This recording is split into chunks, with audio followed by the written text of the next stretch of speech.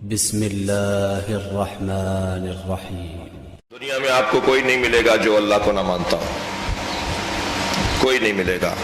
غیر مسلم کا یہ مطلب نہیں ہے کہ وہ اللہ کو نہیں مانتے۔ کوئی نہ کوئی، ہر شخص کسی غیر مرئی، غیر محسوس ہونے والی، یعنی حواس خمسہ سے محسوس ہونے والی اس مخلوق کو ہر شخص مانتا ہے، اس وجود کو ہر شخص مانتا ہے، اس وجود کو ہر شخص مانتا ہے۔ یہ اور بات ہے کہ وہ جو مزاج میں اللہ ماننا، وہ جو فطرت میں اللہ ماننا ہے، اس فطرت کی سالمیت اور اس فطرت کی اصلاح کے لیے انبیاء کو اللہ نے بھیجا۔ یہ ہر باکمال کے آگے جھکنے کا مزاج رکھتا ہے، یہ ہر قدرت کے آگے خاضع ہونے کا مزاج رکھتا ہے۔ اس کے مزاج میں ہے کہ جسے باکمال دیکھے اس کے آگے جھک جائے۔ اب اس کی اصلاح کرنی ہے کہ ہر باکمال کے آگے نہیں جھکنا، کمال مطلق کے آگے جھکنا ہے۔ اسے یہ بتانا ہے کہ جھکنا اس کے آگے ہے کہ جو پھر اس سے اونچا کوئی باکمال نہیں ہے، پھر اس سے اونچی کوئی چیز نہیں ہے، پھر اس سے اونچا کوئی وجود نہیں ہے۔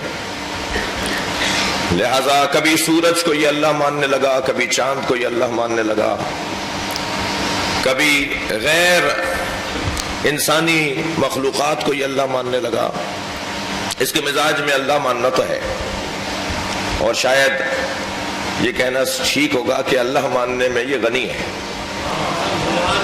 اس نے بہت اللہ مانے ہیں، اس نے بہتوں کو اللہ مانا ہے۔